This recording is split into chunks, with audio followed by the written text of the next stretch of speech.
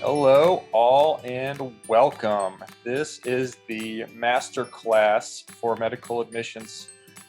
Today, I am one of your co-hosts. I'm Dr. Zach Frabitore. I'm one of the Blueprint Admissions senior advisors. With us is the esteemed Dr. Ryan Gray, master of all things med school admissions. Steamed. I've been steaming up lately, trying to stay warm here in Colorado. Yeah, I hear you. Our bipolar weather here. It's 60 degrees one day, 3 feet of snow the next day. We're in Pittsburgh, man, so I hear you. Same thing. Wetter, a little wetter, a little drearier. Yeah. I'm excited. We got over 500 people here hanging out. As you are coming in, say hello. Let us know where you are watching from. If you're applying this cycle, let us know. Yes, it will be recorded. That's always the first question. Fort Collins, hello, Catherine. So you got lots of snow as well. Let us know your top choice medical school. That's what I always like to know. Nashville, Frisco. You see these coming in fast and furious. Lightning I love fast. watching. I love watching. Lightning like fast. Yeah, it's awesome. Penn State, NYU, Miami, Gainesville. Hello, Catherine. All right. There's another Gainesville I just saw fly across the screen. We got good representation here tonight. Smart people. That's what that tells me. Okay. There's a Yale in there too, I guess. All right, fair enough. Very cool. Will we be able to find this recording after? Of course. Yeah, all of the recordings. If you just go to Blueprint's website, there's a page with all of the webinar recordings on there as well. Justin, University of Colorado for sure. I just had my faculty renewed there. They were going to pull it from me because I hadn't been coaching in a while because of COVID and everything. I'm like, no, I want to keep it. So I'm doing some coaching sessions with the first year students on this Thursday and next Thursday. So that'll be fun. But anyway, let's get started. All right, folks. So we're going to go over a couple of things in today's session. First of all, welcome. Really glad to have you here. So we're going to go over a couple of different things today. We're going to talk about elements of the application, the timeline. We're going to get some of Ryan Gray's pro tips and strategies. We're going to talk about the MCAT. And then we're also going to talk about us and Blueprint, how we can possibly help you along the way. Of course, we'll have some questions at the end, some time for that. I'm sure there's going to be plenty, so we will try to get through as many as we can. So first and foremost, about us, Blueprint. So we're one of the first companies to have materials built for the 2015 MCAT, first company to have new 2018 MCAT interface. I think one thing that's really nice about us as a group is that we really try to stay ahead of the curve. When COVID happened, we were reaching out to deans of admissions and trying to figure out how this was going to affect the cycle for them. When things changed with the MCAT, we were some of the early adopters for that. But in addition to that, we also offer medical school advising, and that's one of the things that we've really expanded on in the past couple of years. And Dr. Gray has been a key member of our team for that. So, Dr. Gray, tell us a little bit about yourself. Oh man, I'm just a humble man hanging out in my basement every week, chatting with students. So I'm a physician by training. I wanted to be an orthopod. It's the only reason I went to medical school, but I also joined the Air Force and had them pay for medical school. I did the HPSP scholarship, which everyone always wants to talk about. Because of that, the Air Force kind of controlled my future after medical school, and I went on to be an Air Force flight surgeon, which I loved. I loved flying, loved being part of the air crew. Was a flight surgeon for 5 years and had some health issues, got out. While I was in, I started the medical school headquarters 9 years ago as of last month. And I have lots of podcasts. I've written lots of books. My fifth book, the one that's listed here, the pre-med playbook guide, fourth book, guide to the medical school application process, comes out May. And I teach at the University of Colorado School of Medicine as much as I can. So that's me. And I started Mapped. Mapped isn't on there too. I started Mapped, which is an amazing tool for every pre-med, no matter where you are in your journey. Awesome. Well, we'll definitely want to hear more about Mapped as we go and where that fits in with the cycle and how that can help us out. And thank you again Dr. Gray, for your service to the country. Yeah. So some of the application elements that we're going to hit on: coursework, MCAT, activities section, letters of rec, personal statement, the application process as a whole, and then we'll talk a little bit about the interview as well, how that's going to go, and some tips and tricks that we can make sure we get so you can maximize that experience. So starting with the application timeline, I know a lot of you guys are going to be in different stages of this, but this is a nice overview of what you should be thinking about in your specific years of college that you're in. So freshman year, obviously, you're going to want to really focus on that transition to college, maintaining the GPA, finding your niche. Sophomore year, start to tailor things more towards your pre-med interests, join some clubs, start thinking about some advanced level coursework. And then junior year, you're really going to want to step out and start prepping for the MCAT. Dr. Gray, I think this is one of the aspects that pre-meds can really maximize their timeline with. They can take the MCAT nice and early, study for it, get it out of the way, have that score ripping and ready to go by the time they apply. Is that something that you suggest for your pre-meds? Yeah, it's a balancing act, right? This whole thing is this really giant balancing act of balancing schoolwork, right? First and foremost, being a good student, because that leads to the foundation for taking the MCAT and having the foundational knowledge for the MCAT. But there's this balance of having enough of the prereqs done that are required for the MCAT, right? And required is in air quotes. You don't have to show the AAMC that you've taken these courses to register and take the MCAT, but it would behoove you to have these courses under your belt unless you're a savant and can just crush any standardized test, including the MCAT. So there's the balance of making sure that your grades are good, that you have enough of the foundational classes to take the MCAT, to then take the MCAT when you're ready, right? Which is always a key thing there. But take it early enough, hopefully, to not be in the way of application stuff as well. So it's a very, very thin line that you have to walk going through this process. Yeah, definitely a thin window. And again, really good point with taking the classes that will help you with the MCAT. I know I've had several applicants in the past who wanted to jump ahead and say, hey, I'm just going to take this MCAT and I'll get a course or something and I'll bridge the gap between physics 1 and 2 with that course. And it's really tough. So Yeah. taking the classes, I think, is a good point that you make there. Senior years, then, of course, you're going to start working on your application. And then, if all goes well, hopefully matriculate thereafter. Yeah, so let me for non-trads out there, because I know a lot of non-trads follow me, right? This typical language, and I don't typically use this kind of language, freshman, sophomore, junior, senior. I typically use, right, T minus 4 years, T minus 3 years from when you want to start medical school. So for non-trads, right, your freshman year, if you want to think about it in this way, is 4 years before medical school, 3 years before medical school as a sophomore. And so MCAT wise, when you should start to think about taking the MCAT as a non-trad, if you're out of school already, is typically about a year and a half or more, right? A year and a half to 2 years before you want to start medical school. So theoretically, if you want to start medical school July or August of 2025, you are going to take the MCAT ideally no later than April of 2024. That gets it out of the way and you can focus on your applications moving forward. So many people, Zach, and I'm sure you hear this all the time as well, so many people are shocked by how long the application process is for medical school, that you are applying May and June of the year before you want to start medical school, which is July or August of that following year.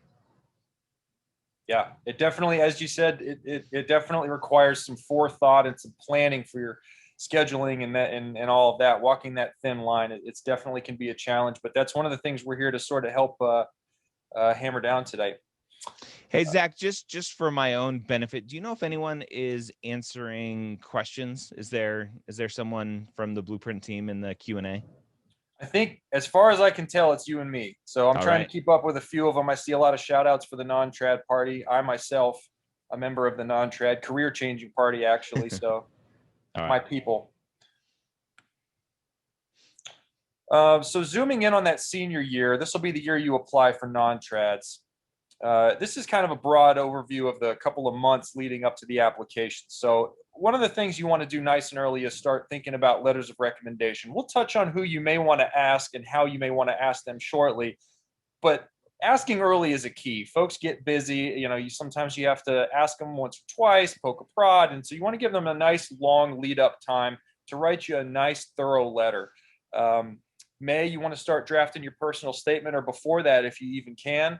And then June is when the primary application opens. So a little bit of a confusing point here. In May, it actually opens for you to start typing in your actual application, but June itself is the month you're going to push the go button, and it's going to start to spray out to schools.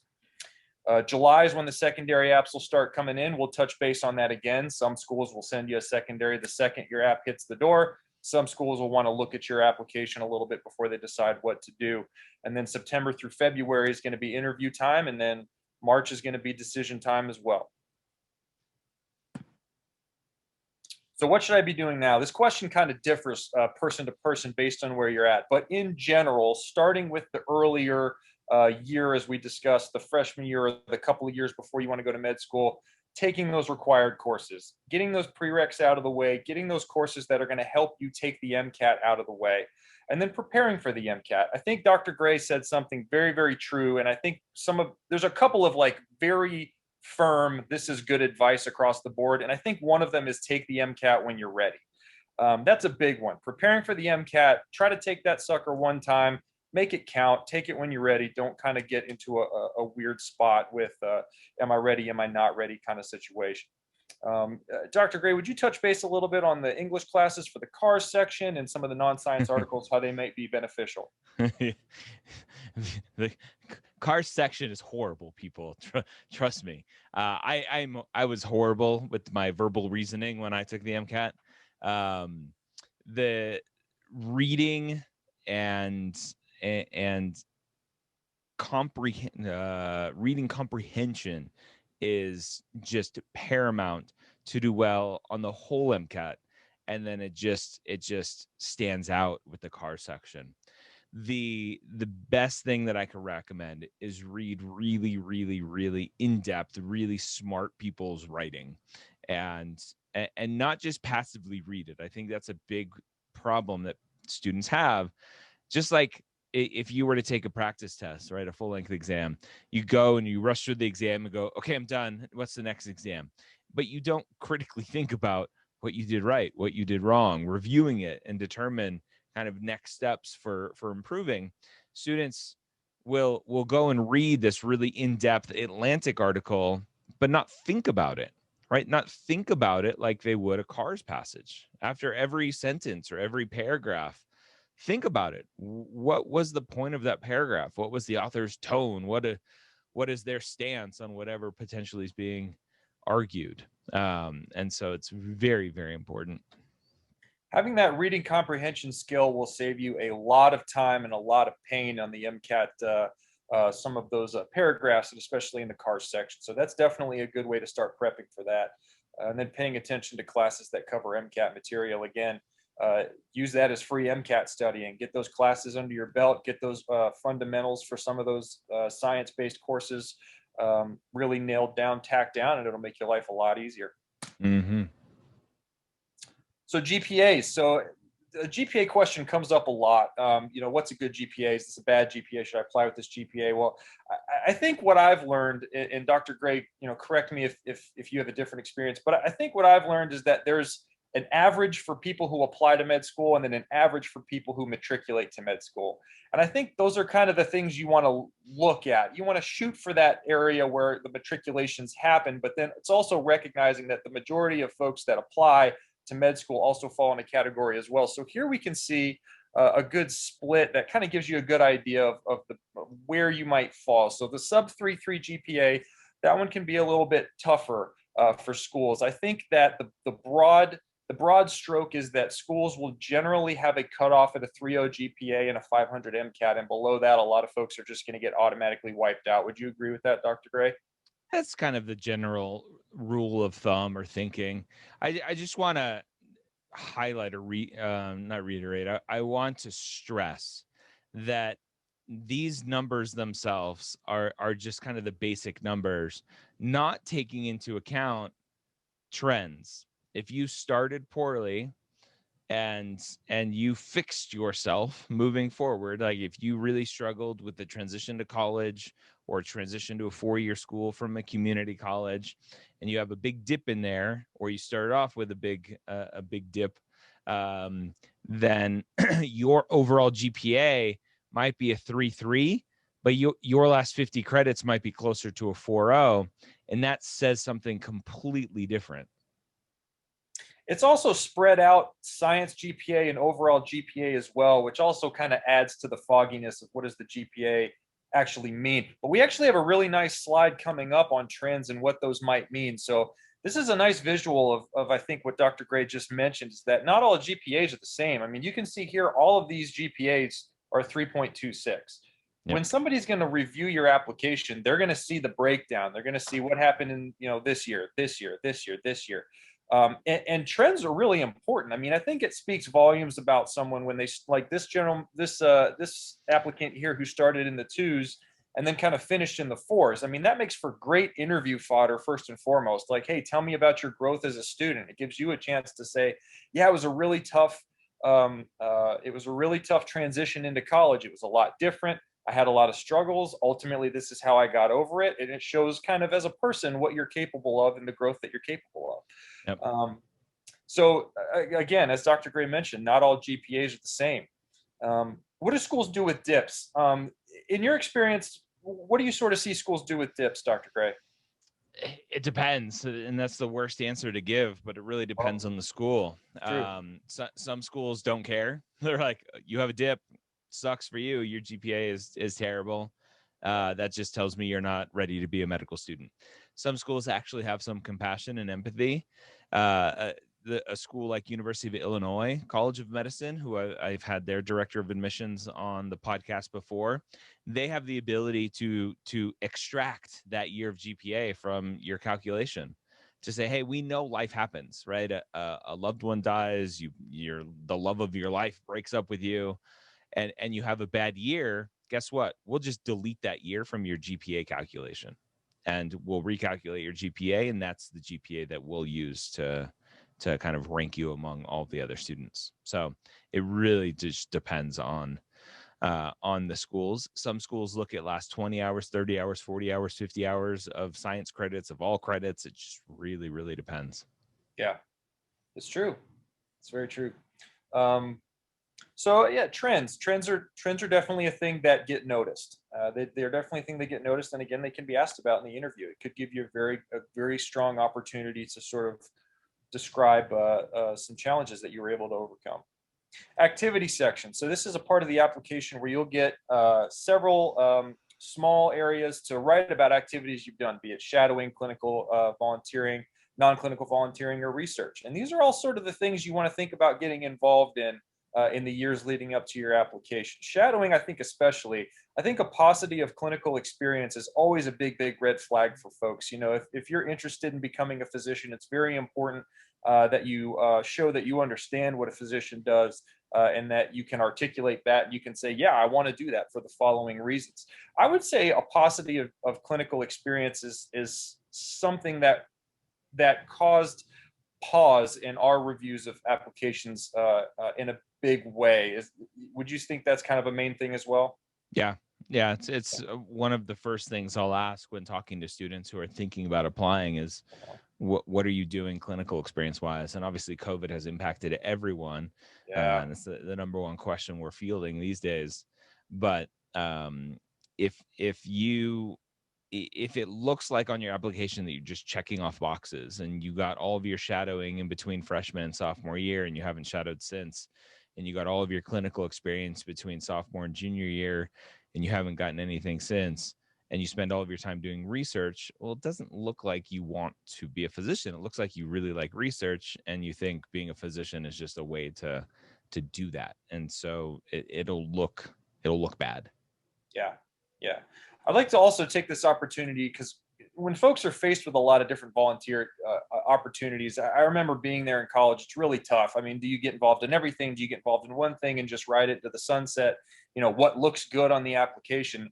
I'd just like to share a piece of advice that you gave me actually a couple of years back that I really resonated, and I've gotten to share with a lot of other folks, and that's get involved in things that you like. Get involved in things you want to do. Those are the things that you're going to be passionate about, the things that you're going to speak well about, and the things Yep. that you're going to push the envelope with, meaning you're going to be president of that group, you're going to start some fundraiser, you're going to get involved in that group in a way you wouldn't if you were just in a pre-med science group and you showed up on Wednesday nights every other week and didn't have much to say about it at the end of the day. So that's a My big key. Yeah. my least favorite question that students ask is, which one of these will look better to admissions committees? Yep. That is not the question you should be asking yourself. The question you should be asking yourself is, what do I want to do? And yes, again, there are these prereqs of make sure that you're proving that you want to be a physician through these activities, but then go explore and do things that you want. And yes, clinical experience can be a job for the person that asks that, who's a orthopedic tech in the Army. Cool job. Great job. So taking the MCAT, this would be a great opportunity for us to kind of just discuss the overall idea of the MCAT. What does it cover? Several questions about when should I take it, or I've taken it and I'm retaking it. What is that going to do for my application? If I take it in June or July, but I already applied, how does that work? How long should I study for question always comes up. I think basically when we talk about what does the MCAT cover, Dr. Gray, you've got a plethora of experience here. You've literally written the book on it. Tell us a little bit about what the MCAT covers. You're the blueprint, dude. The ANCAT covers ChemPhys, it covers CARS, critical analysis reasoning, it covers biochem, and it covers psych soc. So it covers a lot, unfortunately. The MCAT podcast is probably the place to go. It's a podcast I do with Blueprint. So yeah, the MCAT's a beast, unfortunately. I have my own thoughts about the MCAT and what should happen to it, but it is what it is at this point. And so we all have to be a part of it. Yeah, we'll have the step one conversation in our next podcast. So when should I take it? So we sort of discussed a little bit earlier. You should take it when you're ready. I think that's really the only answer to this question is when you're ready, when you've taken your practice tests, when you're scoring in the range you like, when you're comfortable with the questions, when you're comfortable with the material. So once you start doing your practice exams and you're getting in that zone where you're saying, okay, I'm consistently getting in the 510s, the 515s, whatever your goal is, that's when you're ready to take the MCAT, not before. Take your time on this, make sure you take it right, and really spend the time doing it. And that applies to your second time as well. I'm a 2-time MCAT taker myself, and I had the same experience. Bless you. Yeah, well, actually, yeah. So it took it the first time, wasn't ready. I was actually one of those people that tried to jump a class and said, "Well, I haven't taken physics yet. I'll just, I'll read the book and catch up." So I made all the mistakes, which is why I'm here today to warn you: don't do as I did. Newton could figure it out on his own. You can't. Right? You can't. You can't too. How long should I study for? This is a hard question to answer too. I think this differs person to person. I mean, on average, I would say maybe 3 months folks sort of study for it. I know at Blueprint, we sort of set up a plan for you, sort of evaluate where you're at, see what you need, fill in your gaps, and sort of give you a timeline that way. And we try to make it personal to each person. But do you have a suggested time frame folks should sort of chunk out for the MCAT, Dr. Gray? Oh, yeah, again, kind of your statement, 3 to 4 months is probably about average. A lot depends on what else you have going on. Are you working full time? Are you in school full time? Or do you have the opportunity, the privilege to study for the MCAT full time? I think a lot of people don't take the MCAT serious enough. You can see my little sign back here. It says respect the MCAT. I don't think enough people respect the MCAT, and they don't sacrifice that season of their life. And so they'll still go out on Friday nights. They'll still go to birthday parties and weddings and not really crack down. And so I think if you do it appropriately, 3 or 4 months is probably fine. But again, it just depends. I can tell you in my personal experience, and I'm just happy to share all of my all of my personal experiences. The first time I took it, I had a dedicated 3-month period where I just tried to slam everything in that I could. And for me personally, that just wasn't quite what I needed. The second time I took it, I was working full time and I was studying at night. I did it over about 6 or 7 months, and it was a completely different experience. I think what I hear the most from our tutors that are telling folks about MCAT prep and how to prep and what you do is that you should trust your own way that you study. So if you've been successful to this point and you know I do really well with in-person lectures, I don't do great with reading, or I do awesome with the podcasts, I really just can't follow along in a textbook. Those are the mediums that you want to go after for studying with your MCAT. I mean, the MCAT's a test. It's a long test, but it's a test, and you've spent a lot of time figuring out how to be successful academically. So these are things that I would encourage you to incorporate into your studying as you go, is trust your methodology that's gotten you success to this point. How is it weighted in the application? Well, so this goes back to the sort of the GPA question as well. Some schools will set a cutoff. Some will put it right on their website and say, hey, if you got below a 622 on your MCAT, don't even bother applying here.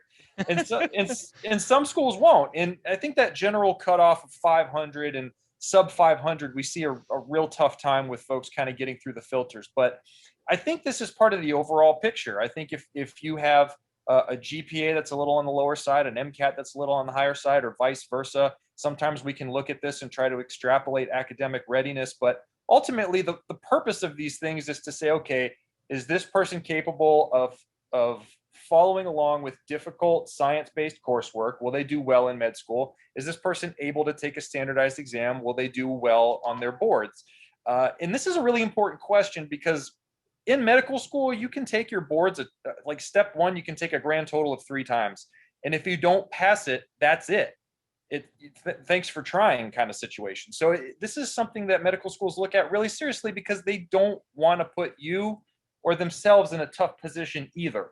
So it's not so much that they're trying to sparse you out and say, well, we're going through American Gladiator, who's going to make it through the obstacle course without getting hit with a tennis ball from some big dude named Flex. It's that they Such really a good show. underrated. No, I love those tennis balls, those little guns. Those are the ones. Those are the ones. But it's something, and I can tell you from in our committee, it's something we looked at to assess, is this a good fit? Is this going to work well? And then we would move on. We would not look at people and say, all right, well, this is a good candidate and they have a 502. This is an okay candidate, but they got a 520. So let's take that person. I think we very much used it to assess readiness in context. Is that something that you would agree with, Dr. Gray? Yeah, I think too many students think, oh, I have a 517, I'm good to go. And the MCAT is just one part of your application, right? This term holistic review is a thing. You obviously need this, and I use this term and students hate it. And they cut me a lot of flack for it, but I use the term good enough, right? It has to be a good enough MCAT score, a good enough GPA to give confidence to the admissions committee. And again, that confidence level is going to be different at every committee, but the confidence that you are going to be academically capable of passing medical school in 4 years, of passing the boards the first time. Because guess what? The tests never stop. And that's where a lot of students kind of go wrong, is they get into medical school and they go, okay, I'm in, I'm done. But then you have your boards. And if you do poorly on your boards, well, guess what? Matching is going to be that much harder as well. And we really will, year in, year out. There was a time, and it's probably going to adjust, but there's to some degree performance on boards will matter, and it will be a similar situation applying for specialties. What will you be competitive for? What will you not be competitive for? And this is something that also medical schools look for. That's some advanced gamesmanship, which we can discuss at a later time, but it's important to know. Yep. So school selection, I think this is another easy place to maximize your chances of getting into med school, or totally blow your chances of getting into med school as well, to some degree, to be frank. Things to keep in mind. I think one of the big things to keep in mind is this in-state, out-of-state, public, private school sort of situation. The example that we have here is a pretty competitive applicant who is in-state for Texas. which has a slew of medical schools, is in-state has a financial onus to accept in-state applicants applying to a lot of public out-of-state schools. Yep. What I always have to explain, and I think is really important to understand, is that state schools receive benefits from that state to accept in-state residents and in-state students, and they want in-state students. A lot of them, if you look at their mission vision statement, is, we're in the eastern part of Virginia. We want people from Virginia to stay in Virginia and treat people in Virginia. We need doctors here. And so it's going to be real tough to make a case that you want to come from Ohio to Virginia to do that. And then again, they're going to lose those advantages they would have had if they had accepted an in-state student for your seat. So understanding that in-state, the state you live in, is going to be a really good place to apply, and a really tough place to get into from out of state. Anything to add there, Dr. Gray? No, I think the MSAR, so it's listed there for average GPA and MCAT, but the MSAR is where to look for information about MD schools, at least, that, and you can see the numbers of in-state, out-of-state students that they interview and accept, or that they interview and matriculate. Technically, they don't show acceptance rates, unfortunately. Yeah. But big mistake. So many students just use the MSAR to look at GPA and MCAT and go, okay, these are the schools that I'm quote unquote competitive at, and they don't do any more research beyond that, which is just a waste of time. That's a good point. And again, it can be a matter of statistics as well. I mean, you look at it and you say, okay, I'm from North Carolina. This school accepts 90% North Carolina students. Awesome. Well, there's a Tennessee school I want to go to, and they accept 3 out-of-state students. I mean, your chances of getting in one of 3 people from the thousands of applications they get versus 90% in state. I mean, that makes sense in itself. Private schools don't have that same onus. Private schools have the luxury. Most don't, yeah. Most, kind of have the luxury of saying, all right, we'll take all comers and kind of see what happens. And then I think DO schools are similar in that regard, correct? Yeah, because most DO schools are private.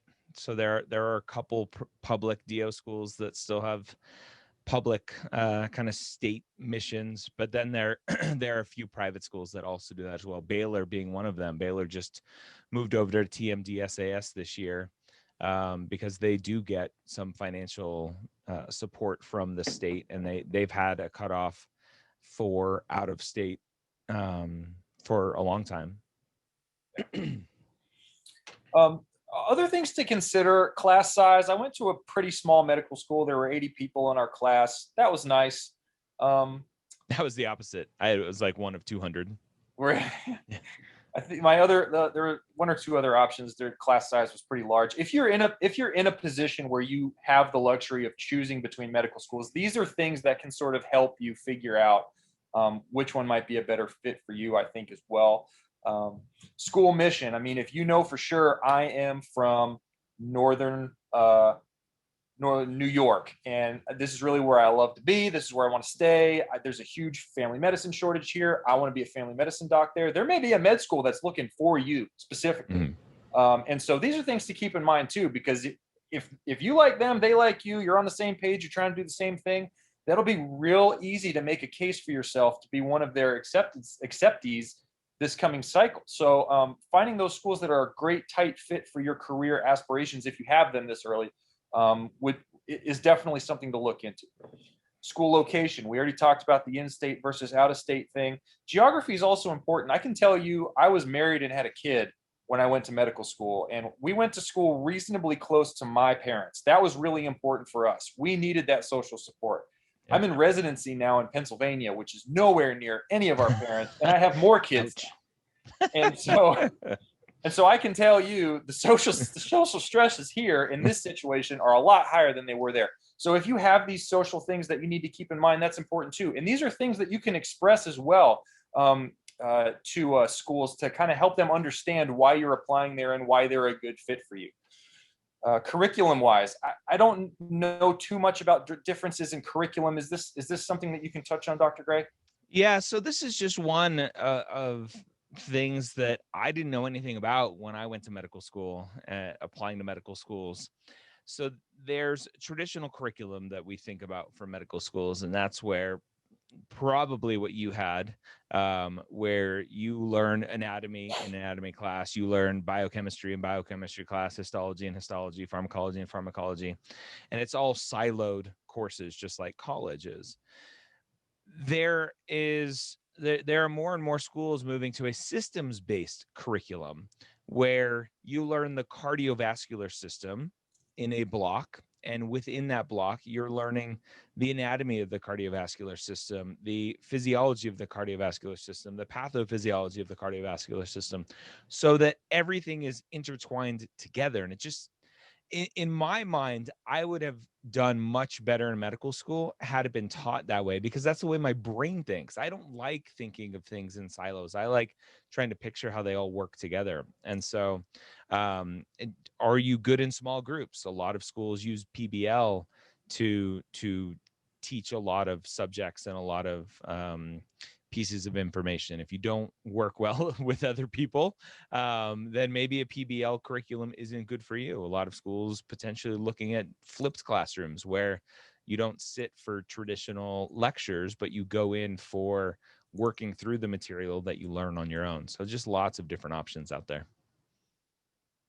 Excellent. I had a traditional systems-based curriculum. I know there's a couple of schools as well that are doing advanced stuff and are getting students out after like 3 years, and some of them that are combining advanced programs with family medicine training. Is that right? Yeah, I have my thoughts on those, but that's a whole different whole Okay, different that's a different topic. webinar. This is a different Yeah, it's a webinar. whole All different right. webinar. Yeah, Uh, that's just something a lot of schools are moving to an 18-year or 18-month first 2 years. So instead of 24 months for your first 2 years, they're accelerating those first 2 years to get students out into their clinical rotations sooner. earlier. I completely disagree with that. I think medical school should be 5 years. We are learning more and more and more about the human body and how it works every single day, and yet we're cramming all of that into less time in medical school, and it's just, in my mind, it's asinine. Fair enough.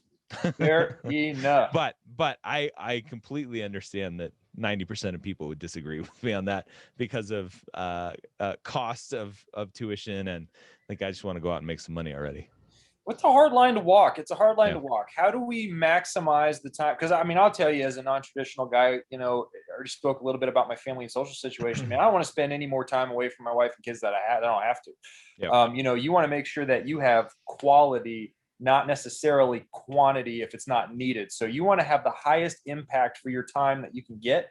But by the same token, I mean, I think I went into med school and was in med school for a time thinking like, man, this takes forever. This is so long. It's going to be a decade. And now I'm a resident. I'm getting ready to become an attending. And I'm like, man, I wish I could spend like 6 more years in residency. This is terrifying. So there's definitely a fine line there. I totally agree. And it's really hard to recognize where that line is. Residency and matching. So this is going to be important as well. If you know in your heart of hearts, you want to be a neurosurgeon, you might want to go to a med school with a neurosurgery residency program, or you might want to go to a medical school that at least does neurosurgery. You want to go to a med school that's going to help you succeed well on your boards, and you want to go to a med school that's going to help you match where you want to match. This is a little bit of an advanced thinking, advanced topic. I think a lot of folks go to med school and kind of are open-minded, and sort of what you want to do, and you figure it out as you go, and your experiences and your mentors shape that. But you want to, if you can, look at med schools that have really strong match lists, and these schools will publish that. So you go to school's website, you go to their student affairs or admissions site, and they'll have like a match list, and you can look through it and see if you got a bunch of ortho matches, you got a bunch of neurology matches, you got a bunch of ophthalmology matches, or if there's more different specialties, and you just want to look at that and say, all right, is this in line with what I'm interested in? Yeah. And I will tell you, I completely disagree with that advice. Okay, fair. Yeah. I love the conversations where we get some disagreement so students can hear both sides. In my mind, the school doesn't make the match list, the students do. And so looking at match lists does nothing for a student to understand what sort of education they're going to get at that school and how that school is going to be for them. I agree. Definitely look at resources, which isn't the match list, right? Look at resources of, is there a neurosurgery program affiliated with my school? That would definitely let me network with the neurosurgery program director, who may write me a strong letter of recommendation to help me match. But that's the networking of the residency and not the match list itself. So just a different way to think about it. No, I think that's more along the lines of the right way to think about it. I came from a smaller school in North Carolina as well, so we all decided, this is where we wanted to go, and that's where we went. And I think the value of going where we went with our smaller classes and the resources that we had was that we were in an environment where we could explore the things we wanted to explore. So we were able to get involved in projects. Our school supported us in a lot of different ways. Socially, I had a lot of needs with my family. They totally supported me there. And we were able to thrive there, which made us good candidates for the match. So yes, I think you're absolutely right in that regard. The rank list or the match list certainly not being one of the more important aspects of that, resources being the more important aspect. I think that's absolutely right on. Average GPA and MCAT, Dr. Gray kind of touched base on this earlier. The mistake is that you look at it and you say, oh, this is in my range. I'm going to shoot an application out there because that makes sense. That's not necessarily what you're looking for. And in school ranking, which has trash in quotations around it. I just did a podcast episode. You should go listen to it, Zach, and let me know what you think. Okay. It was just like 2 or 3 weeks ago on the pre-med years where I went point by point through the U.S. News and World Rankings methodology.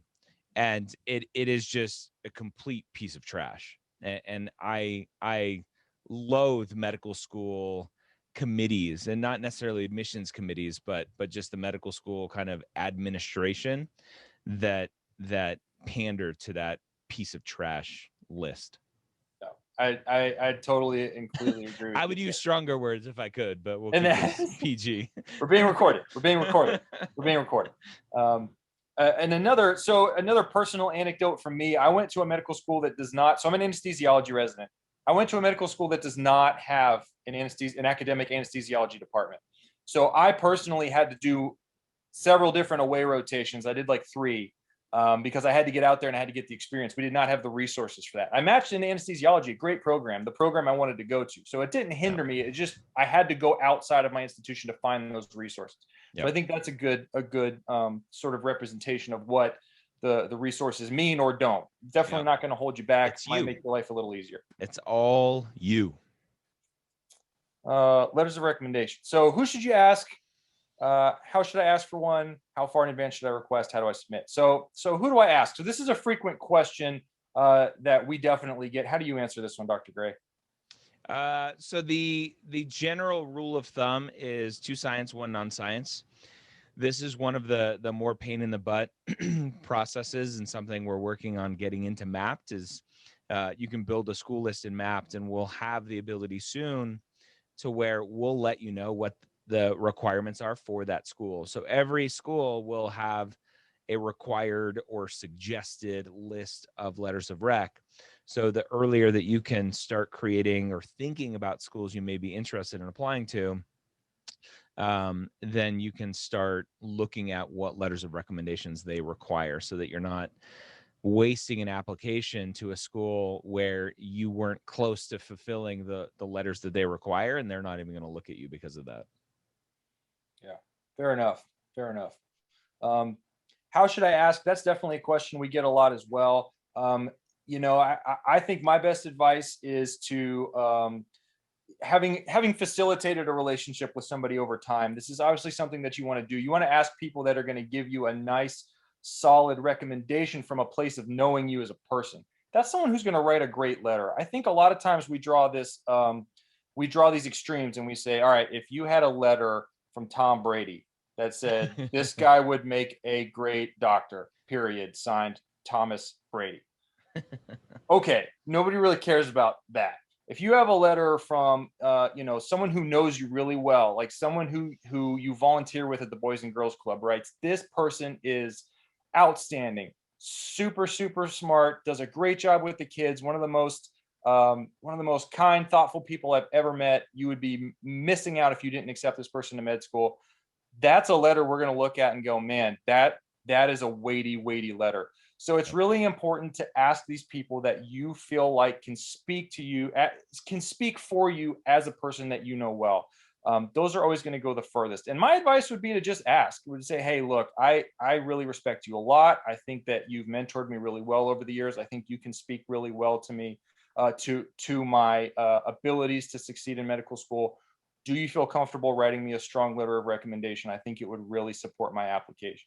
That's Yep. generally how I've asked in the past and how I've had success. Is that, would you agree with that, Dr. Gray? Yeah. Yeah. It's people who know you, not necessarily the class that you got an A in. Some pre-health offices give that advice that you should only ask letters from professors whose class you got an A in. It's horrible advice. If you got a B in a class, you've got a C in a class, but that professor knows you, that professor saw you work your butt off to get that grade that you got that might not be an A. That's going to be a better letter than Sally got an A in my class. Yeah. Like, Yeah. it's And that's stupid. what it looks like, honestly, from the reviewer side. When we see it, I mean, when you ask a professor that doesn't know anything about you, they will say, I had this class person in my course. And Yep. then they'll spend like 3 paragraphs talking about their own personal Their own research for course. reasons that I don't understand. And then at the end, they'll say, this person got an A, they'll do well in med school. And that means nothing to us. Yep. So, I mean, you can't get anything from that letter. So that's an important aspect, I think, with asking and who to ask. How far in advance should you request? I mean, as far in advance as you can. Yeah, I'm a fan for setting expectations. So if you have a freshman chemistry teacher, a professor who you just hit it off with and they're amazing and maybe you TA for them later or whatever it is, set that expectation to say, hey, Professor Smith, I would love to get a letter of recommendation from you in 2.5 years, in 3 years when I apply to medical school. Can I keep in touch? And when I apply, can I reach back out for a letter, right? Don't get a letter now to apply in 3 years, but stay in touch with these people in the future. Yep, absolutely. Whoop. What happened here? Ooh. Come on, rookie. Hey, man, I went to type in the chat. What even happened here? All right, let's just do this and call it a day. Okay. All right. How do I submit letters of recommendation? So the AMCAS itself will give you the option to send your letter writers a code that they can then directly upload to AMCAS. Is that correct? Yep. Either through AMCAS, AACOMAS, TMDAS, you can submit all of your letter writer information in there, and the application service will send them an email that says, "Hey, Sally has requested a letter from you." And you can't do that until the application cycle opens up at the beginning of May every year. I typically recommend Interfolio so that you can start asking come January, February, etc. It does cost some money for Interfolio. We're looking at adding that sort of information or that sort of function into Mapped in the future as well. Personal statement. Essay structure. Again, you wrote the book on this, Dr. Gray. Give us a quick overview of essay structure you generally suggest for folks just a starting point to get their ideas on paper. Yeah, and I would even, before structure, is really understanding what the medical school personal statement is. Too many students, in my mind, don't write the right essay. They write here's why I'm ready to be a physician. Here's why I'm going to be a great physician letter, personal statement.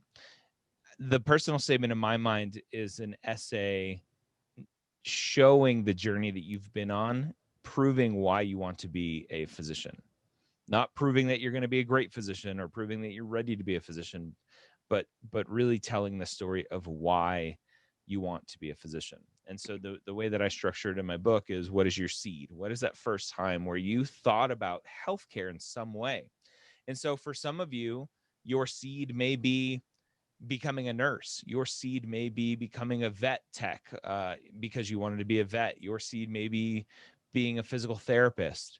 And then at some point you have this pivot point that I call it, and decide that medicine, like human medicine, is the right thing for you.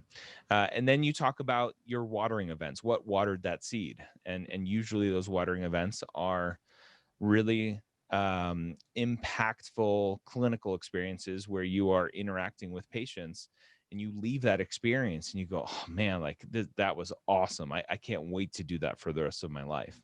And you're telling these stories and really showing the reader why it is that you want to be a physician. I can teach skills. I want passion. And there are people that hire differently, right? In a hiring standpoint, I can teach you how to use Photoshop. I want a passionate person to hang out with every day. And same thing for medical school admissions. My job as a medical school, right, is to teach you how to be a medical student, how to be a future physician. And honestly, residency teaches you how to be a doctor. Medical school just teaches you how to learn the information that you need.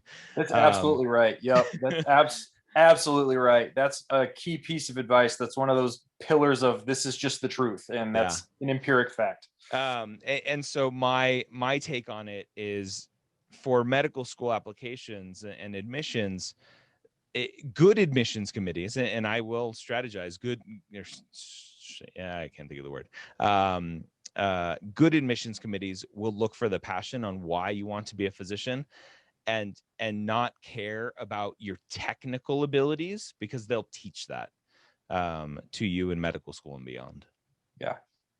Yep. Absolutely. How long is the personal statement? There's actually a character word limit. What is the word limit, Dr. Gray?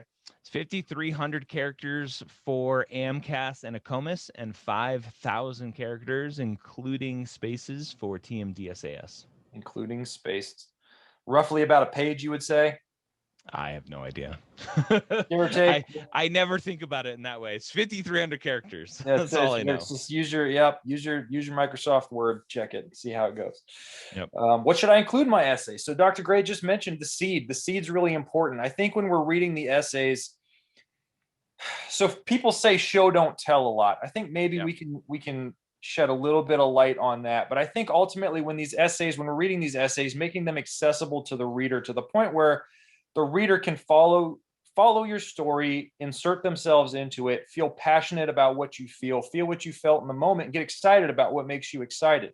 How would you describe the show don't tell statement, Dr. Gray?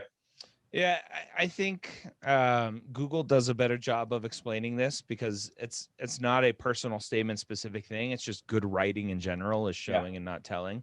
Yeah. So there are lots of amazing websites that have great examples. But at the end of the day, good showing helps the reader engage their senses, versus telling, you're not engaging their senses at all. And so it's going to be less memorable for them.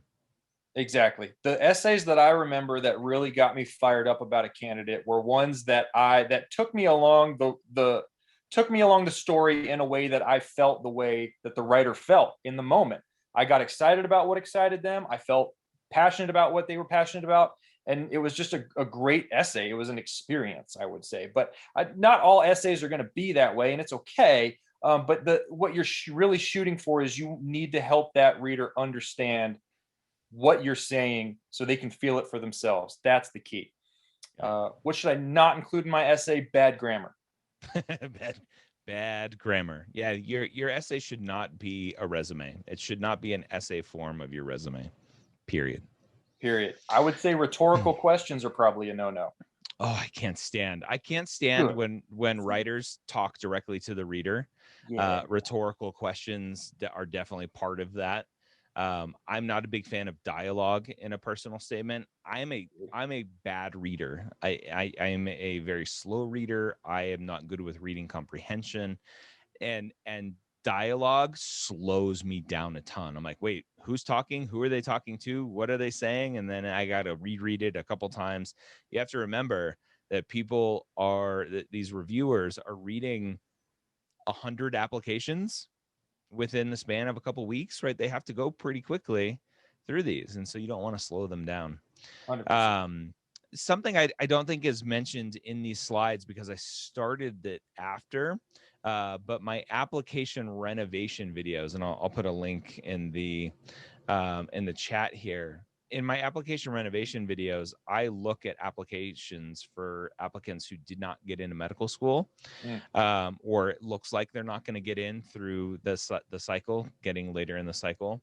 And I break down their personal statement and all of their activity descriptions, et cetera. And there are some really trash personal statements out there for students who have 3.9 GPAs and 520 MCAT scores. Yeah.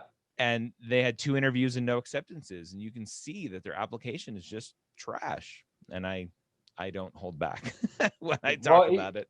You shouldn't. I know this is kind of like the telling you my life story podcast today, but I had a mentor one time tell me, dude, your personal statement's garbage. This was my personal statement for residency. She looked at it and she was like, this is one of the worst things I've ever read in my life.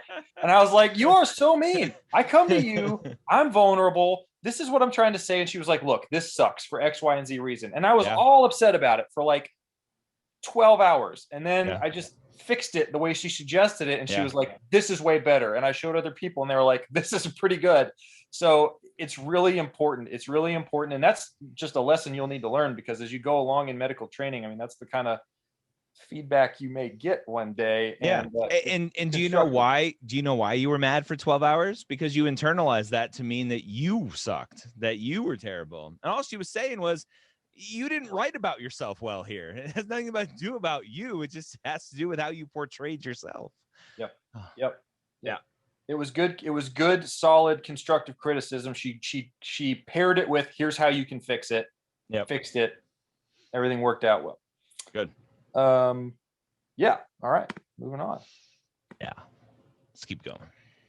So pre-med playbook. So this is the book, actually. I keep saying that Dr. Gray wrote the book. This is one of the books. Medical school personal statement. Tell us a little bit about it and how they can get it. Yeah. And just go to Amazon.com is the best place. It's everywhere books are sold, but just go there. Unfortunately, I don't think it's 5 stars anymore. But it's like 4.9. So good enough. It's good enough.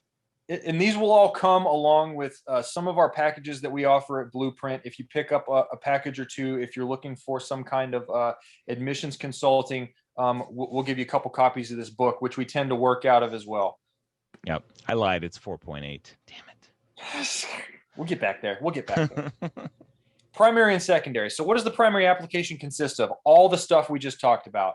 The demographics, your GPA, your MCAT, your GPA trends, your personal statement, your activity section where you get to describe each activity and pick the couple that are your most meaningful, and you get to explain a little bit more about that.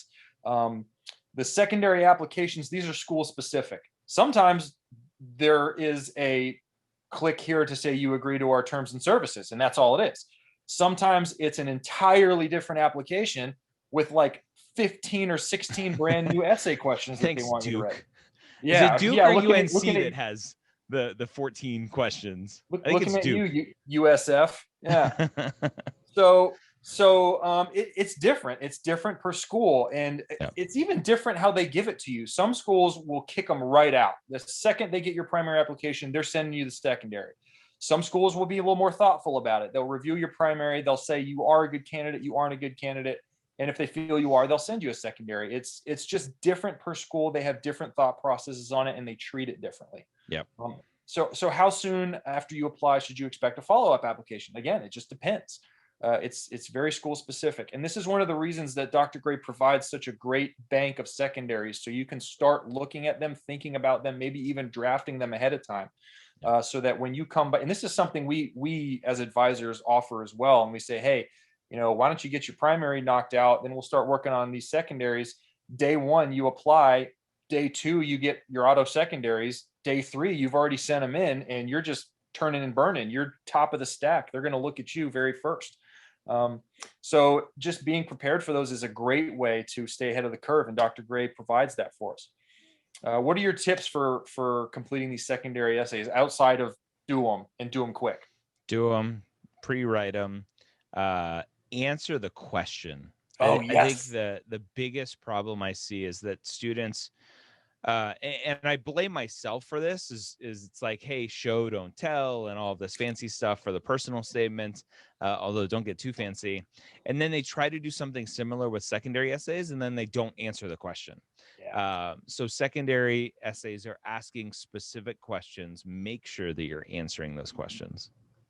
I agree. I would really encourage anybody to think about it like this. And it's the same way with interview questions. Schools are asking you specific questions that they want your answer to. They think these are important things that they want to know about you. It is obvious when you copy and paste a similarly worded question into this essay, even if it's worded just so slightly different, it can be different. And it's especially obvious if you don't change the school name. Happens every year. Don't be that guy. Yep. So think of it like that when you're drafting these. They want to know this because it's important to them. So definitely answer the question the way they wrote it. It's important. Another book. The medical school This is my application new process. one coming out in May, and I'm working with my publisher to get it out earlier in May because I know obviously applications are coming due for submission for AMCAS this year is May 27th. I highly recommend get this book and read it before you submit your application, even if it's 2 weeks before. This book has been 2 years in the making. This really helps you break down activities, which is something that students really struggle with. Writing the activity description, writing. Oh man, I really need to talk to you guys about camel casing things, the pre-med playbook. Like, it's not camel case, but anyway. Writing disadvantaged essays, writing institutional action essays, writing secondary essays. This book covers everything. So it is available for pre-order now where books are sold. Good. Front to back advice to give you the whole 30,000 foot view. Make sure you check out Med School HQ as well. Lots of great information there. Yep. So interviews, when can I expect to get a request? Varies based on the school. I think the number one way to maximize, I think one of the pillars, one of those empirical facts is that the early application gets the interview, the early interview gets the acceptance. And that's not exactly true across the board, but you want to be on the top of that stack. If you think about it, at 9:01 on June, whatever, that application's open that year, you press the go button. You are going out right then and there. You're in the first 100 stack of 100 people being considered for an interview. Okay, great. You get the interview. If you're one of the earlier interviews, you're in that top stack of people getting thought about for an acceptance. Great. You have better statistical chance of being one of the accepted people.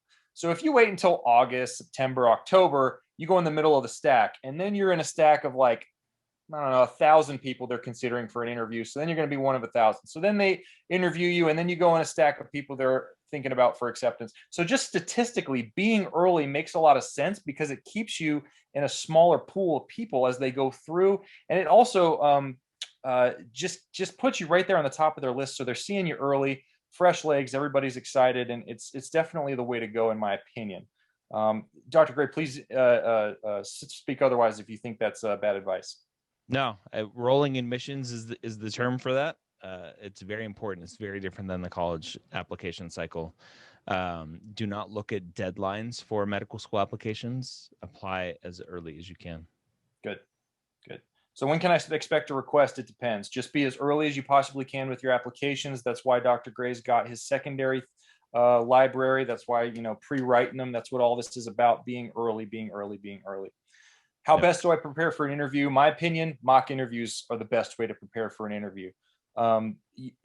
With my clients, I always try to do a mock interview as early as possible so that we can just get the context. I personally find that it's very important to have context when you're preparing for an interview, especially a med school interview. I think a lot of times, and I've personally made this mistake, you think or you're going to be able to articulate why you want to be a physician, what type of physician you want to be, where you ultimately want to be in 10 years, because it makes sense to you in your brain, but you've never actually had to say it out loud in front of someone else.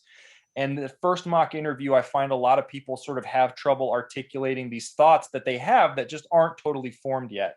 And so where this benefit from the mock interview comes is when you're preparing thereafter and you're looking over your resources, you're reading Ryan Gray's book, you're on Med School HQ checking everything out, you have the context of what it's like to sit in that hot seat, get that question asked, and you've had time to sort of think about it and formulate it. And you can start to say, okay, I want to answer this question in under 1 minute and 30 seconds or under 2 minutes. And I'm going to formulate it this way. Would you agree with that advice, Dr. Gray? Yeah. Good. So mock interviews, my opinion, I think are really the best way to prepare.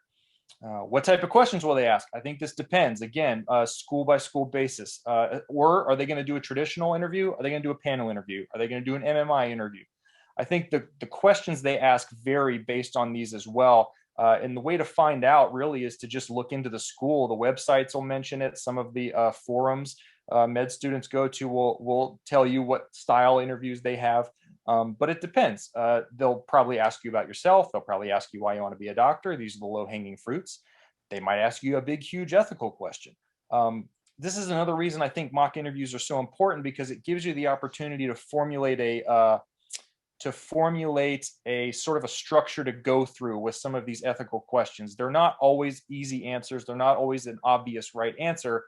But the more of these you do, the more you become capable of thinking about these, weighing the pros, the cons, this choice, that choice, and then defending a choice to an interviewer. Anything to add there, Dr. Gray? No, I don't think so. And then what should I bring with me? You should bring with you. I always advocate that folks bring with them a notepad, something to write on. I think it's really important to write down who your interviewer was, a brief synopsis of what you talked about, and make sure that you get their contact information so you can send a thank you note thereafter. I have a patent pending interview template sheet that I shoot out to all my advisees Patent as pending? well. Patent pending. The patent is out there. I said it out loud. So trademarks and stuff. That's how it works, right? No, literally patent pending? No, it's not literally patent. Okay, I was gonna say. I'd be more than happy to share it with all 600 of you guys. Just blowing smoke, but a way to kind of structure and keep things on the top of your mind. This is what I want to talk about, or this is how I want to answer this question, that kind of thing, to just have with you to reference, kind of keep you grounded during the day. What do you advocate that your advisees take with them, Dr. Gray? Themselves. Themselves and their sanity. Bring the thunder. Yeah, bring the thunder. Yeah, a little padfolio to take some notes. But do not bring your phone. Bring a water bottle if you want to drink some water. It's easy. Check your phone in an interview. It'll be the last interview you get in that place. Yes. And assuming we get back to in-person interviewing at some point, a lot of students are always freaked out. They're like, I'm like jumping on a plane after my interview. Can I bring my luggage? Like, yeah, schools are kind of familiar with bringing your luggage and all that kind of stuff as well. Yep. Super cool about that kind of thing. Definitely. Med school interview. Another book written by Dr. Gray, full of awesome, chock full of awesome advice. Another thing that we as advisors will reference from time to time, and another thing that we from Blueprint will give our advisees as well. This is another key book that will give you more than enough insight into what might be asked and how to think about these questions. Dr. Gray, tell us about it. Yeah, it's just a book. This was my first book, my first baby, all about the medical school interview process and how to think about interviews. And what students love is my personal statement book, this interview book, my next application process book, all have real examples in them. So there's a lot of mock interview questions and answers and feedback in this book. So, and this one has gone up from a 4.7 to a 4.8. So 4.8 is the magic number. 4.8 is magic. Yep. Cost of applications. This is definitely an important thing to consider. Oftentimes we'll have applicants or folks that'll be pretty tight financially and say, hey, I really have to think about this in a way that makes sense. And we'll have to sort of creatively but intentionally decide what we're going to do in terms of applications. So it's not cheap. AMCAS is $170 up front and then $40 essentially for each school thereafter. AACOMAS is on par with that. And then TMDAS is kind of a flatter fee system. Secondary applications might run you a couple $100s as well. This varies school to school, but there's no way of necessarily telling what they're going to cost that year. There are fee assistance programs that can help you out if you qualify. These are definitely things we look into for everybody. If there's any way for us to get that, we definitely try to do it. Things to keep in mind: your college may charge you money for your transcripts, may charge you money for letters of rec, depending on what you use. Interfolio, I think, costs some amount of money. I actually used Yep. that when I applied to medical school. I can't remember how much it cost. It was very, very, very easy to use. Yep. And then travel costs you'll have to keep in mind as well. Digital interviews right now definitely cut down on this, which is helpful from an applicant standpoint. But if we do get back to in person, I mean, you'll have to go and you'll have to stay the night for, or however you're going to do it, and then you'll have to travel back. So Yep. these are things to keep in mind, on top of the MCAT, which is going to cost a little bit of money as well. So tell us about this cost estimator and how you would sort of advise someone to think about this financially, Dr. Gray. Yeah, so I think I was not good with money growing up. My family wasn't good with money. I had lots of credit card debt, and so I'm definitely familiar with kind of the anxiety around money, and I understand that students don't want to look at how much it's going to cost because they're like, whatever, like I'm not going to be able to afford it anyway, so I might as well not even look, and I'll just figure it out when the day comes. But if you go onto my website or just go to appexpenses.com, you tell it how many schools you're applying to and where you're located. It has some basic kind of travel costs built in there from a federal database. And and you can just do some math, right? I love working backwards from things. So if I know that kind of the average cost is going to be about $3,000, $4,000, and I have 2 years to prepare for that, well, let me divide $4,000 by 24 months and find out how much money I need to save each month to help with that. I use an app called digit.co, which basically you give it access to your bank account and it'll take money out as it sees fit, right? It uses some machine learning, some AI, some fancy words, and it recognizes like, I think I can take some money out. There's no bills coming due, and it just kind of does it for you. So go check it out. These just a note, these costs are outdated, so go check the individual sites for it. They're just off by a little bit. Okay. Yeah, definitely. Um, Excellent pro tips there. This, when I applied, actually, I was in this situation as well. I think I had like a limited number of schools I could apply to. Where I applied was really important.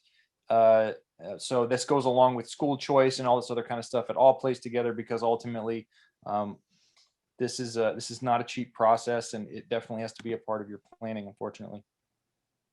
So all that to say, Blueprints Admission Consulting, we have a panel of very well versed folks that have been doing admissions for a while. I've been with Blueprint since 2018.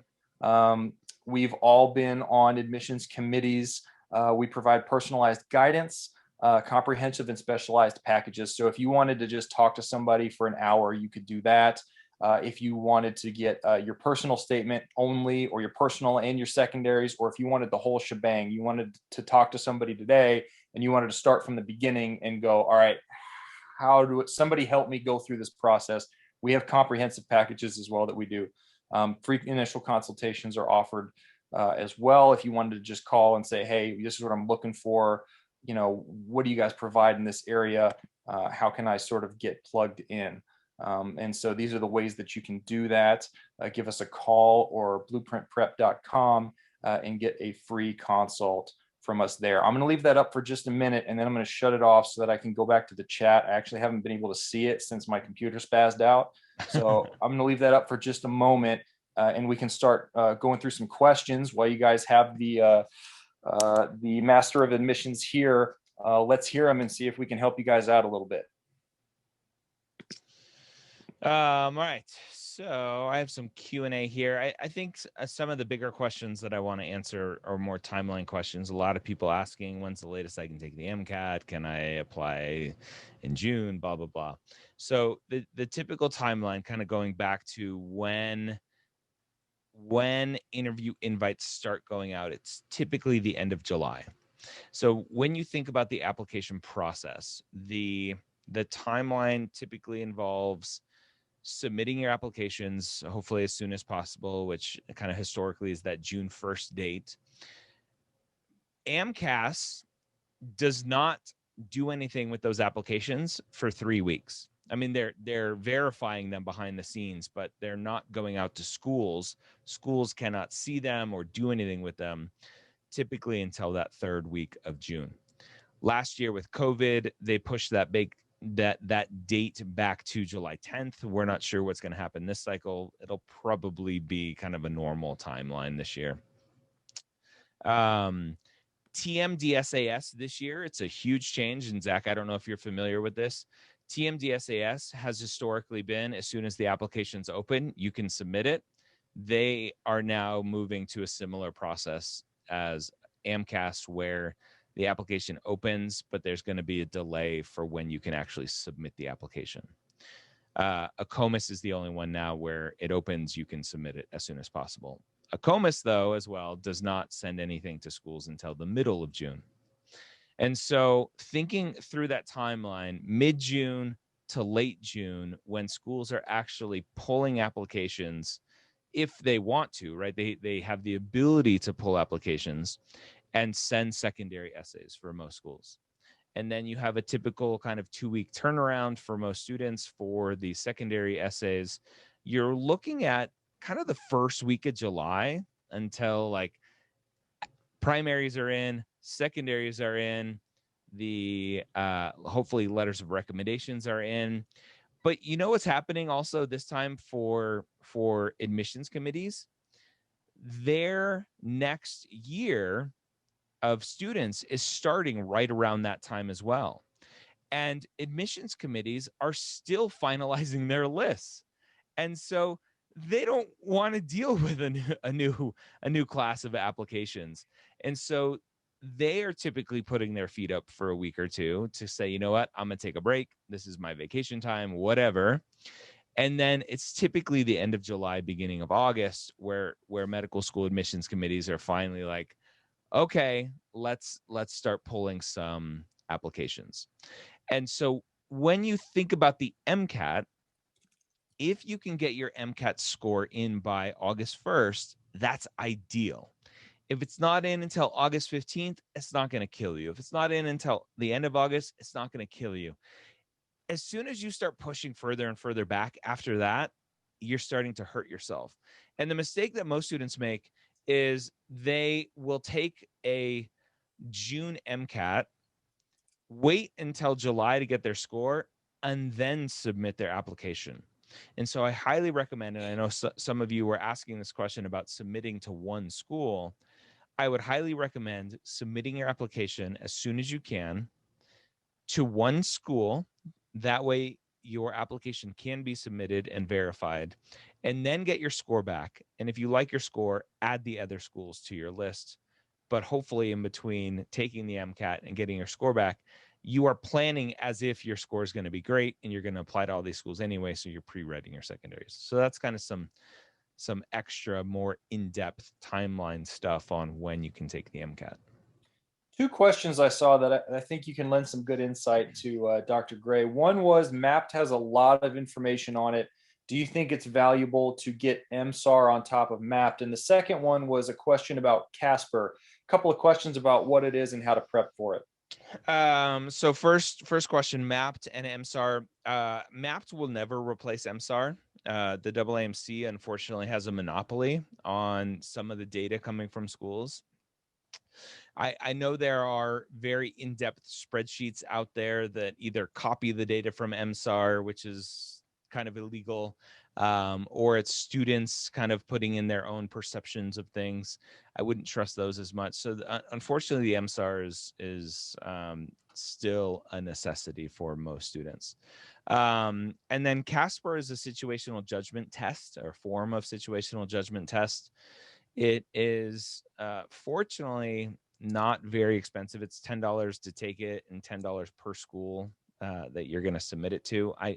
I don't like the $10 per school part of it. So it just depends on if a school requires it. You kind of take it between May and October-ish. And so it's just something you have to go to takecasper.com and register for it on your own. The AAMC, because they take every opportunity to take as much money from you all as possible. They have developed their own situational judgment test, aptly named the AAMC SJT. It was trialed at 2 schools this cycle as not mandatory, and we'll see where it goes from here on out. So stay tuned for that. But basically, just to finish out what Casper is, Casper was created by the same people who made the MMI. And so Casper is basically an online written form of the MMI. Basically Jaco. Basically Jaco. Although they're friendly people from Canada, so hot take. And they allow you to drink at the nurse's station. So. All right, little inside joke there. Jaco, nobody gets, unless they're in healthcare now, nobody gets a Jaco. There's got to be a few. There's going to be a few that are going to go, oh, I hate those guys. Yep. What's the tell us a little bit about the committee letter and how it plays into the overall letter of recommendation situation, Dr. Gray. Yeah, so committee letters are the bane of my existence. I wish we would get rid of them because I think it's just another hurdle and disadvantages students who maybe don't have access to proper resources, and committees have cutoffs for writing letters for certain students. But if your school offers a committee letter, I would recommend getting one. If your school does not offer a committee letter, then it doesn't matter. You don't have to have a committee letter to get into medical school. A committee letter doesn't help students stand out. It's just, if your school offers one, they're going to wonder why you didn't get one. If you have a very good reason not to get a committee letter from your committee, then don't get one. But just because is not a good rationale. And there are different committee letters. Some committee letters are more of a kind of aggregation service where they just take all of the letters, write a cover letter, and it's more of a letter packet. Some committees will actually interview you, read your essay, read your letters of recommendations. They may want your personal statements and activity section and kind of getting you prepared for the application, and they'll write you a single letter that goes to the schools with usually the individual letters as supporting documentation. Very good, very good. Keep the questions rolling, folks. Happy to answer them as they come. I think I saw a question about when to sign up for MAPT. MAPT is built as not an application tool. MAPT is built to sign up as soon as you are pre-med, as soon as you know you're pre-med. The way that MAPT works is you are tracking everything that you're doing, and with that data, we can give you advice and feedback and everything else as we go. A lot of questions about Canadian applicants to U.S. schools. Do you have any general advice in that regard, Dr. Gray? Yeah, come one, come all. We need some more friendly people here. I think it's interesting, right? There's lots of this discussion of what's a Canadian friendly school. And there are Canadian friendly schools. Some medical schools will consider Canadians as US citizens, typically out of state citizens. So it's just a lot of research. Unfortunately, I've never seen a good Canadian friendly school list anywhere. If you have significant ties to public schools, you can even apply there. I worked with a student a couple of years ago who was a Canadian resident and applied to University of Kentucky, which is a public school. And she said, hey, my uncle lives in Kentucky. I'm in Kentucky every summer and I love the state and I have support there. And they gave her an interview.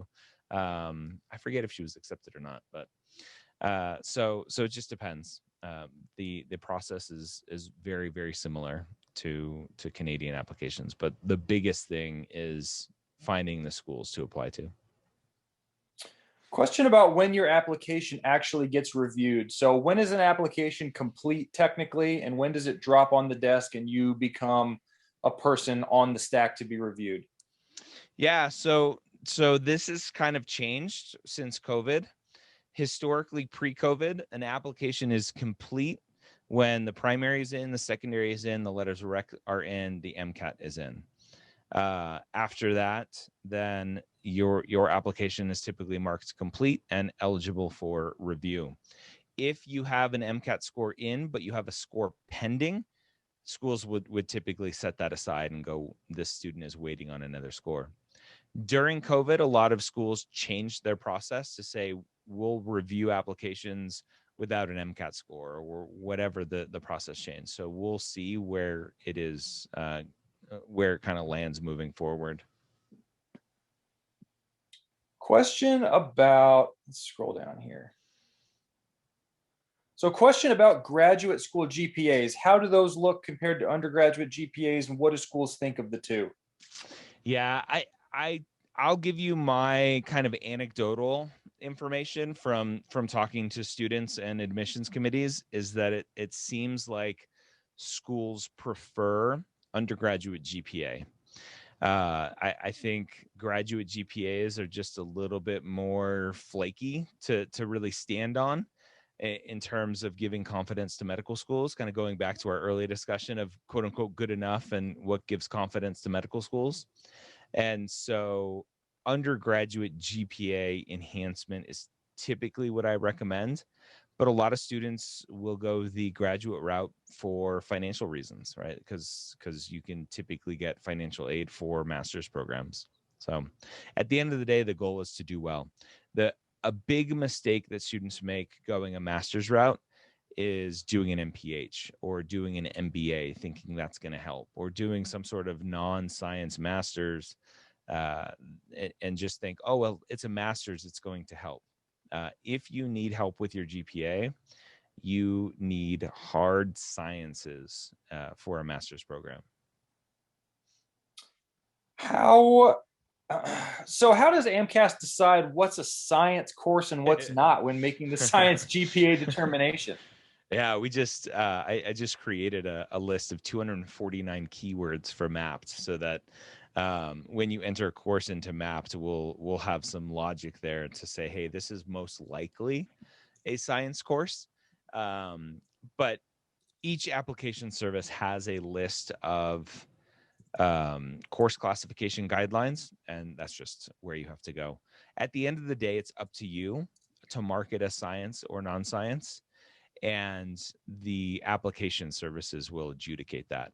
If there's a question, you can say, hey, this may look like a non-science course, but here's the syllabus and here's other supporting documentation, and you can challenge the AAMC for that kind of stuff. What are your thoughts on the science versus the overall GPA? Which one's more important? Which one's viewed higher? And how do schools kind of determine the difference? Science is important. That's what medical school is. It's science. Fair enough. So they want to see that science GPA. So in that regard, if somebody has, so let's say theoretically, let's say we have someone who's got an average GPA, lower side science GPA, really wants to beef those numbers up. They're trying to look between a post-bac, master's program. They got some options there. Are you going to point them towards the post-bac most of the time? Most of the time, yeah. Yeah, getting that kind of number where it needs to be. If you're looking to shore it up, that undergrad GPA, like you said, that's kind of what you want to tackle. Yeah, and for most people, do it yourself post-bac is perfectly fine. You don't need to spend the extra bucks on a formal post-bac program. Couple of questions here about what to look for in an undergraduate institution regarding pre-med. I think my advice on there is go where you want to go and have a good time, and you'll find your way to not medicine. too good of a not too good of a time. Oh, okay. Have an acceptable time. Do well in your science courses, and you will find your way to medical school. Yes. I went to one of the largest party schools in the country, University of Florida, but luckily I didn't fall into the wrong crowd, so I was able to keep my GPA up. University of Florida is playing right now, in case you were wanting to know. It's 69-65 with 6 minutes left in the half. All right. Well, we better wrap this up so we can catch it. But yeah, go. Whoa, are you there? I'm still here. Yeah. Weird. Oh, my screen just went black for a second. Okay. Go where you want. Go where you It want. really is. The institution does not dictate, and that's for medical school as well. And even with step one going pass fail, I'm still a firm believer. I think I coined this term is go to don't go to a great institution, go to an institution that'll make you great. Yeah, super solid advice. I think two more questions I've seen pop out here, a whole bunch, and then we'll start thinking about wrapping it up. Jordan's asked a couple of times about EDP. Is it worth limiting the application to one school at the cost of potentially pushing back the timeline for others? What's kind of your general advice on that? Is that a specific situation type thing? I have a chapter of that in my new book. I typically don't recommend EDP for most people. Probably 95% of people. EDP is typically viewed as a shortcut for a lot of students of, oh, I don't have to have as good of grades. I don't have to be as competitive as an applicant. EDP for a lot of schools is, are you really, really, really tied to this school? And are you a strong applicant? Both of those things. And so EDP, for those of you asking, is an early decision program. Not every school offers early decision. And if they do, I would check the school's website to see what they recommend. Some schools will recommend you reaching out to the admissions office to say that you're applying early decision, and they'll want to meet with you. And so the risk with the early decision is that it's contractually binding. You are saying, I'm applying to one school, I'm putting all my eggs into this basket, and you can only apply to that one school. And the latest that they can let you know the decision is typically October 1st, I believe. I think for DO, it's October 15th. Don't quote me on that. And so what happens is you can't go into the kind of the general, I can't think of the right word, the general bucket of other applications until the end of September. And that's getting later in the tooth for a lot of students. Yeah. Juice worth the squeeze kind of situation for sure. Yeah. Tell us just briefly about community college credits and how those play in and how those are viewed, and thoughts on that. Yeah, it's their credits. They count just as much as anywhere else. Some admissions committees may not like them, but if that's the journey that you've had to take, that's okay. What looks fishy is if you're hopping between community college and a four-year university and you have some withdrawals for classes that you're retaking at community college, then there may be some questions brought in about your ability to do well. Very good. All right. So that's 9:30 my time. So that's time on our awesome masterclass with Dr. Ryan Gray. Thank you so very kindly for doing this. Everybody definitely appreciates your insight. We as fellow advisors appreciate your work and insight as well. Really appreciate it.